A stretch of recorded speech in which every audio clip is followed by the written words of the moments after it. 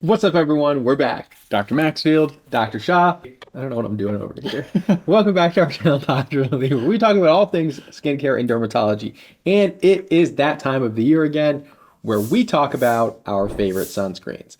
Now, sunscreens, a lot of time, it does come down to user preference, which is why we still try a bunch of new sunscreens and find new sunscreens that we love every year. This list we're going to come up with today is not nearly as exhaustive of what we could go over. There are hundreds of sunscreens that we do like, but we'll just pick a few to try to make it easy because it is that time of the year. What sunscreens should you use this summer? Let's talk about it. All things summer sunscreen. Here we go. Here we go. So the first question is why sunscreen? Why do dermatologists obsessively and probably to an annoying fault talk about the importance of sunscreen? Well, it's because that the sun actually accounts for the majority of our skin's aging changes, and of course skin cancers. Almost all of the risk of your skin cancer comes from the sun. But you'd think that as we get older and we just age intrinsically, because we do wear out over time, that our skin would just age. But at a 4-to-1 ratio, 80% of our skin's aging actually comes from the external environment, and that's the sun. Absolutely. So we can show you an example here, this video showing the arms of somebody who's been exposed to a ton of sun and the legs of somebody who has not been exposed, whose part of the body has not been exposed to a lot of sun. And this is going to clearly show you how much the sun affects the skin quality, skin aging, and your risk of skin cancer. So it's super critical. Now, when we talk about different sunscreens, there are really different categories that we're going to go over today. One of our favorite Korean sunscreens, one of our favorite mineral sunscreens, one of our favorite non-mineral sunscreens, one of our favorite hybrid sunscreens, and one of our favorite tinted sunscreens, so that you can kind of understand that there are some differences between these, but the main goal is you just want to protect your skin. So I genuinely do not care which sunscreen you use as long as you're using a sunscreen that meets a few basic criteria. So the first criteria, actually the first question in general, people ask all the time in the office, what is more effective, mineral or chemical sunscreen? And it actually is a false question. The effectiveness is a regulated, quantified measurement. And so if your sunscreen says 30 plus in my book, then you are going to be good to go. That's like the threshold for an effective sunscreen that you want to live by. And again, there's not a debate. This is a quantified, regulated measurement. So as far as effectiveness, as long as you have that matching number, that is the starting point for what you should be looking for. And that SPF number specifically refers to the sunscreen's ability to block UVB light. Now, UVA light in other countries is measured with that PA+++ sign that you see on some sunscreens. In the US, we don't measure the PA plus value. So for UVA protection, which is still important for skin cancer and really important for aging, you're looking for the word broad spectrum. So now SPF 30 plus broad spectrum. If you're out in the water, you're looking for water resistance. The maximum that's allowed by the FDA is water resistance up to 80 minutes. So that's what you need to look for in a sunscreen. There's one caveat if you have dark spots, hyperpigmentation, or melasma. Right, and that is the idea of tinted sunscreens, the addition of iron oxides. There's a lot of data to suggest and support the fact that iron oxides and tinted sunscreens can help protect against visible light, which can cause dark spots, especially for those with darker skin tones. It can make it a lot worse. So iron oxides protects also for hyperpigmentation beyond what normal sunscreen also does. So here's this graph showing you the UVB spectrum of light. That's what the SPF is covering. The UVA spectrum of light, that's what your broad spectrum is covering. And then the visible light, which your tinted sunscreens are covering, the iron oxides in them. And you can also, this is something I learned even recently, that ectoin, the ingredient that's in some moisturizers and even in some sunscreens now, can actually protect you against visible light as well. So just something to think about. There are some new ingredients, some new technologies that are allowing to block against visible light without being tinted, but those are kind of on the rise. Which is great, might I say, because as much as I love tinted sunscreens because they blend with my skin tone and they also have that dark spot benefit, they're messy as can be. I have ruined many a shirt. In fact, at the last AAD, not the one in New Orleans, I ruined 2 dress shirts because I was trying out sunscreens, just walking around the gazebo. Done, toast. Shirts are dead. I still have them. They should probably get thrown away. Nothing like a brown collar around your shirts. And I genuinely think about this because anytime I'm wearing my white coat, I'm always very conscious of should I wear a tinted sunscreen today, because it will rub up against that collar and potentially look dirty. If you're new to sunscreen, then you're new to our channel, obviously. How to use sunscreen can be important. So you're not just like kind of dotting it on your cheeks and kind of rubbing it in. You need to use 2 finger lengths of sunscreens for the entire face, neck, and ears. And that ends up working out to be about a 1/4 teaspoon of sunscreen, and that's enough to get you that protection that you see on the bottle. Now, if you have some extra sunscreen, rub it on the back of the hands because that's an area that also gets a lot of sun exposure. So now let's talk about our first category. The first category we're going to talk about is your mineral sunscreens or your inorganic sunscreens. These work by both absorbing the light and reflecting the light. Functionally, they prevent that sun from damaging your skin and all the downstream cascade from it. The benefit, I think, of mineral sunscreens generally is that they are largely physically inert, meaning that they can be minimally irritating across the board. The absorption concerns are less generally. And then additionally, the downside is that they tend to be fairly thick and the aesthetics are always a struggle. Right. So mineral sunscreens, I always say, doesn't matter how well it's formulated. It would be a very difficult thing to say that a mineral sunscreen could blend well with everyone's skin because you're always going to get a very slight white cast because it's a mineral that's white. So zinc and titanium both are very white, titanium worse than zinc, and they don't blend well on all skin types. So just keep that in mind. Even the best versions are still going to have a little bit of a white cast. And we'll talk about this too, but the tinted mineral sunscreens can help offset that for the person who wants a blendable mineral combination. So when you're picking a mineral sunscreen, go in with that caveat. It may or may not blend with your skin depending on your tone. Now, I will say, this year, one of my favorite all-time mineral sunscreens has come out. I am wildly impressed with this sunscreen. I even brought this sunscreen to the office to show the other dermatologists and actually to their houses. In fact, when I was socially hanging out with them, I said, you got to try this sunscreen. So we did talk about this in a separate video, and it was actually a sponsored integration. And now you get a non-sponsored integration. This sunscreen is insane. This is the Biossance Squalane and Zinc Sheer Mineral Sunscreen. It is ridiculous how soft it is, how well it blends. The reason I put a ton of it on the back of my hand is because as I was talking, I was like, actually, I'm gonna do a full finger length on the side of my face while I'm talking. I was very surprised because it is not tinted. And for a non-tinted mineral sunscreen to even remotely blend with my skin is a huge feat. Huge. It's almost impossible. It even will go into my facial hair pretty decently, and you may not get a reasonable idea at this distance, but once this sets, it's acceptable. And that is above and beyond, I think, where most, if not any, non-tinted mineral sunscreen has landed to date. I'm not sure how that looks because I can't see me, but I'm confident that it's still better than probably any other mineral sunscreen I've put on my face that's not tinted. I feel strongly about this. It's exceptionally good. It's super hydrating. So aesthetically, it's like a notch above anything else to try. Absolutely, this one is phenomenal. You all know that we love Biossance. That squalane finish is unmatched when it comes to its textures. Now, one of the things to note here is this also does have that ectone that we talked about that's able to block some of that visible light that we're worried about when you have melasma. It's 1.7 ounces, so we're going to calculate on the screen here for all the sunscreens what their cost per fluid ounce is so that you can compare across the board. This one does run a little bit pricier, and we're going to continue to do that throughout the video.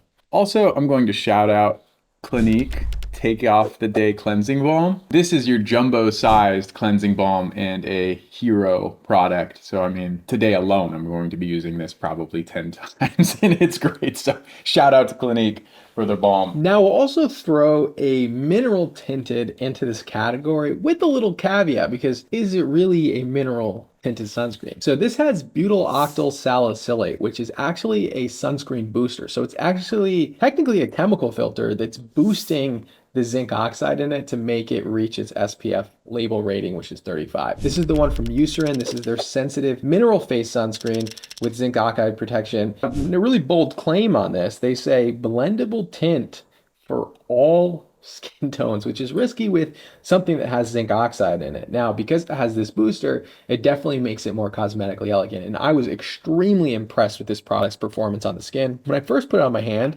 I thought to myself, there's no way this is going to blend onto my skin, which I'm probably not using enough there, but I'll kind of give you an idea.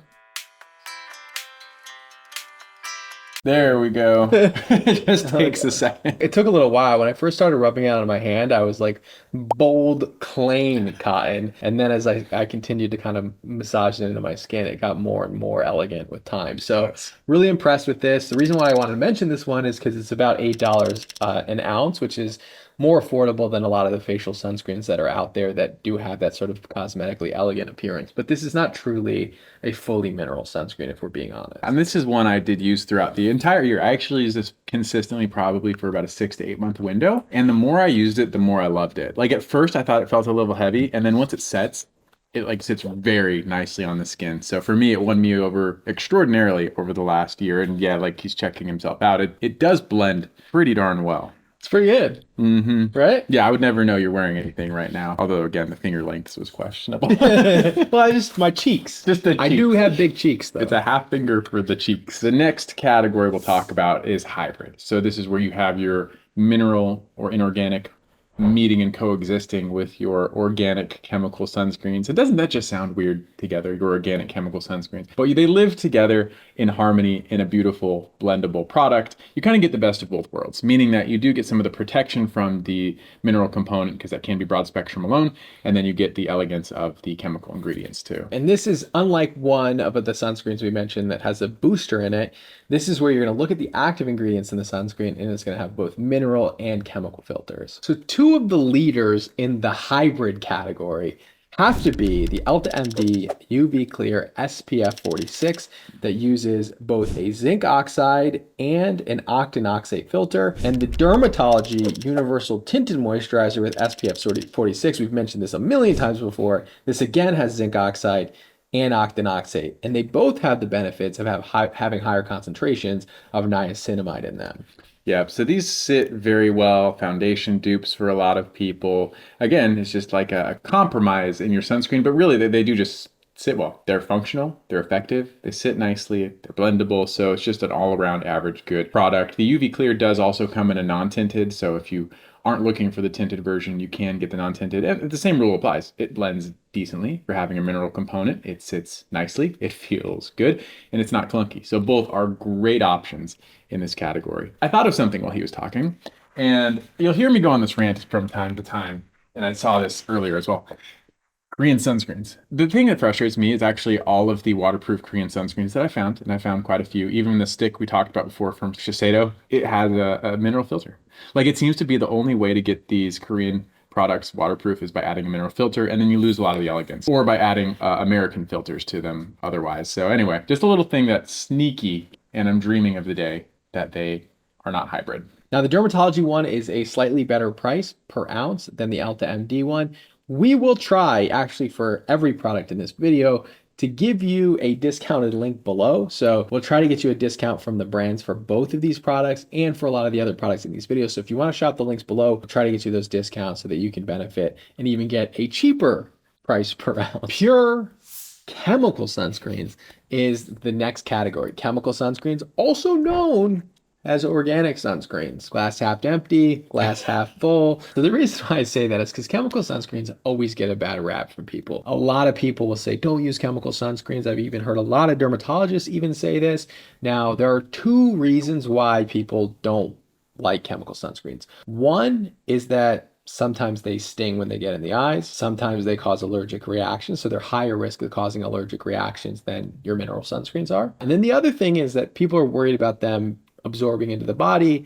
Some people even claim that they're endocrine disruptors. I think that data is pretty weak. But there was a study in JAMA that showed that these filters absorbed more than we anticipated, but there is no conclusive evidence that that actually causes any harm to the body. And I truly continue to recommend these to my patients, my own family members, and use them myself. And so the only sunscreen filter in the chemical category that Dr. Maxfield and I both avoid is an ingredient called oxybenzone, but they're removing it from most sunscreens anyway. So most chemical filters, in my opinion, are pretty safe. And we're also going to talk about some of the Korean sunscreens here as well. So the whole absorption topic, I think, is a reasonable consideration because it's kind of like the fear of the unknown. Like you put something on your skin, you absorb it, you're like, oh my goodness, like it's in me now. That seems worrisome. But this actually goes to the EU retinol ban. And if you listen to the podcast, we talked about why. But actually a reason and a consideration for why they lowered the retinol concentrations was that they're like, oh, well, you eat vitamin A. And if you put it on your skin, you absorb vitamin A. Therefore, we must lower the threshold for the topicals you use. And here's why I think that's interesting is because the topicals you use from retinol and the amount you absorb is extremely small. There are so many studies to support the idea your absorption of retinol is so low and perhaps of no consequence, that there's even some debate about retinol in pregnancy. You shouldn't use it. That's still the consensus statement, but the risk is really more theoretical than real world. And so I think the same conversation comes around with the absorption of chemical sunscreens, because you absorb it, but what's the then what? We don't know the then what. We don't even know if there's anything bad. So I think over time, we will learn more about this. I will say one thing here, and this is purely my opinion. This is not a professional opinion. This is purely my opinion. Okay? My opinion. Nobody else's opinion. I'm not speaking on behalf of dermatology as a specialty. My opinion here on this topic is that when this new data came out about chemical filters being absorbed, it did not change my own personal behavior of wearing chemical filters. However, when a family member tells me that they're pregnant, I tell them not to use chemical filters currently. This is just my opinion. I think because they absorb more into the body than we initially thought, and because a developing fetus is so susceptible to anything that is potentially absorbed into the body, I just don't think that the risk is worth it. That's my personal opinion. Take it, leave it, do whatever you want with it. Like I told you, I will always recommend to you what I would do for my own family. That's just a gut feeling. So if someone is pregnant, I tell them to avoid chemical filters. So see, this is why I love it, because I think there's room for an open conversation here. So I said you absorb it, and I think it's reasonable for the consideration to, like, what does it do? That's why we want to equip you with the options for different things. And that's why in the office, we do the same thing. Like a patient comes in, they're like, I don't want to use any chemicals.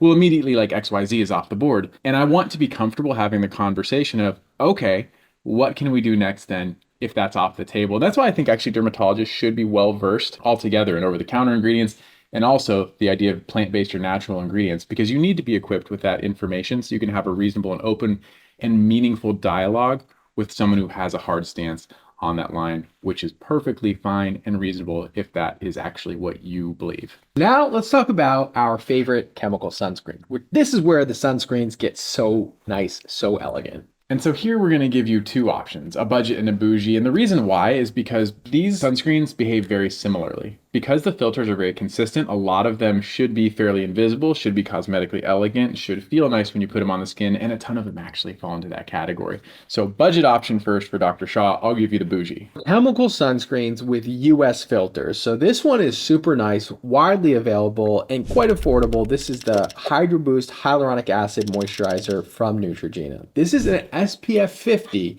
and it gives you that dewy look that I particularly love. So the reason why the sunscreens in the US, the chemical filters, are so far behind is not because we hate everybody. It's because the FDA, the federal government, regulates sunscreens as a drug, and they have not updated the monograph or the ingredients that we're allowed to use in sunscreens in almost 40 or 50 years.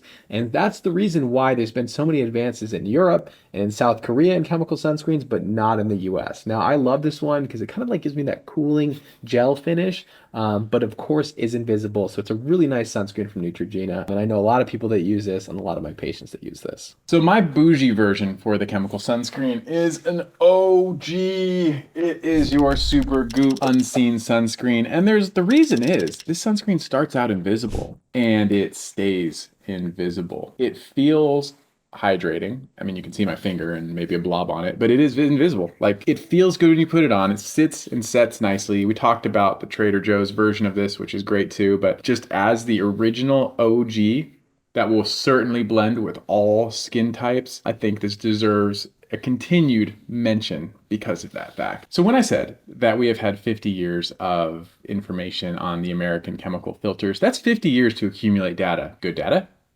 bad data. And this is why I think it's fairly interesting that the Korean sunscreens seem to get a pass. I have never heard anyone voice a concern about the chemicals in Korean sunscreens, and I have no earthly idea why. They are chemicals. They just don't have 50 years of data supporting their safety or unsafety. So I am actually very curious to see how these ingredients play out over the next decade or two, because I suspect that we will find that we both absorb these ingredients and they will have some absorption and environmental distribution, because every ingredient does. Now, let's talk about my favorite Korean sunscreens, because that's actually my favorite sunscreen class altogether at this point. They are outstanding, cosmetically elegant. They feel better than certain moisturizers. They're budget friendly, like What don't they hit? They're not water resistant like I talked about. But hey, if that's not important to you, they are incredible. So I'm super passionate about these Korean sunscreens. A lot of great ones have come out, but I still just love this Beauty of Joseon Relief Sun Rice and Probiotic Sunscreen. I don't know Joseon, what it apparently, according to the comments. is. Like you didn't just say Joseon off camera. I said Joseon the whole time. Camera's been on. Play it back. So favors your purple or Beauty of Joseon? Beauty of Joseon. It is so elegant. It's so hydrating. It's not looking very elegant right now. I might have used quite a bit too much, but it does blend seamlessly ultimately, and it just sits so nicely. Like you forget that you're wearing it. And that's what I want out of a sunscreen. I want to forget that it's on my face. This is nice. This is nice. This is SPF 50 PA times 4 plus protection from Beauty of Joseon. We've talked about this sunscreen before, but it really is just nice. So nice that I'm just applying it right now for no reason. A lot of great sunscreens have come out in the same category over the last couple of year since this one's come out. But I still absolutely love this one. Now this one's been super viral on TikTok, and I'm going to try it here for the first time. This is the one from Round Lab, and it doesn't say Round Lab anywhere on the packaging. So It's a confusing package. really not targeted to an American audience, which is perfectly fine, but viral on TikTok Shop. So everyone has been trying this. This one is also SPF 50, has a similar packaging to the Beauty of Joseon one, and also has that +4 PA protection. So I'm going to try it here for the first time. Yeah, I'm excited because he has, like Dr. Shah said, he hasn't tried a whole lot of Korean sunscreens to date. There have been so many that have come out. Just for the record, he has a glob of sunscreen dead center in his forehead. That is not from this one. That is from a previous sunscreen. What's your experience in this brief moment? I like it. I like it a lot. Yeah, I do I too. might even like it better than the Joseon one. Better. I might. I gotta live in it a little bit longer to make a decision. I need like at least a day of use for a sunscreen to make a decision on it. Absolutely fair. It does have a similar body to it. It's extremely lightweight, gentle. I feel like it's like a subtle nuance. It might be a little more full and a little more hydrating, but I feel like I'm splitting hairs at this point. So this one is not necessarily a top favorite, but Dr. Maxfield really wanted me to try this Korean Purple Protector sunscreen, their Onion New Pair sunscreen. Yeah, but here's the reason why. I still love the Isntree Watery Sun Gel sunscreen. They did different packaging, but the product still feels ultimately the same. It's purple. Now, Isntree has delved into the culinary world and is committed to the idea of onion skincare. And I don't like onions, and no, this does not smell like onions at all. It's just an interesting vegetable to choose as your leading ingredient, right? Like a lot of people like watermelon and like apple, even ginger, and ginger has like health, like it's sort of tied to health, right? But onion, Yeah, onion is a strong ingredient. It has a pungent smell, a very spicy flavor, and it seems counter narrative to what I think most skincare products are going for. nice. That's Okay, nice. It might sting a little, but I don't know if it's because I just applied so many things to my skin. fair. Overall, nice though. I like it. It is nice. Yeah, it's actually a decent sunscreen too. So I just find it super fascinating, their dedication to this onion and the yam and the whatever other very deep vegetable roots they're now delving into. All right, so that goes over our favorite sunscreens of the year. There are so many more, and we've done tons of videos like this in the past if you want to see products we've recommended. But we went through things in our different mineral categories, hybrid, chemical, and even Korean sunscreens this time. But last up, this one is Dr. Maxfield's category, which I don't know much about. And a patient asked me about it yesterday. Asked me what my favorite like outdoor sunscreen is for like exercising to make sure it stayed on, and I had no clue. So what was the ones that you like? This is the active sunscreen category, and it's very difficult in my opinion because I think for most runners, athletes, whatever, swimmers, the main concern is functionality, that it, one, doesn't wipe off, rub off, rinse off, and then two, that it doesn't irritate your eyes because you are sweating or water's getting your eyes. And so just purely how functional and effective it is and does it irritate your eyes, or what my recommendations are best based off on this category, they're not aesthetic. Generally, these may not be aesthetic, but they're functional. So one that I've actually really liked, and I've worn it. Hey, future Dr. Maxfield. So a new sunscreen has come out since shooting this video, and it's good enough that I had to just redo the ending If you are active, if you're an athlete, or if you're an outdoors person, it's worth checking this one out. So Kelly Slater is one of the greatest surfers of all time. And this sunscreen in particular is called Freaks of Nature. That's the brand. Inside this packaging, sorry, that was upside down. Daily Defender Sunscreen, Broad Spectrum SPF 30. It is 100% mineral. This is the constellation of this product. I find that generally the mineral ingredients like zinc, titanium, especially zinc, is probably the least irritating. The problem then is the balance with aesthetics. So this one in particular hits all three spots. Main things in this though are the non-nano zinc, the squalane oil, and it's a pretty simple product. So let me just show you what this looks like. The packaging here, it's plastic. It's not meant to feel fancy or be fancy. The one knock on this product is the pump. So Kelly Slater, if you ever see this, it really needs some help with the pump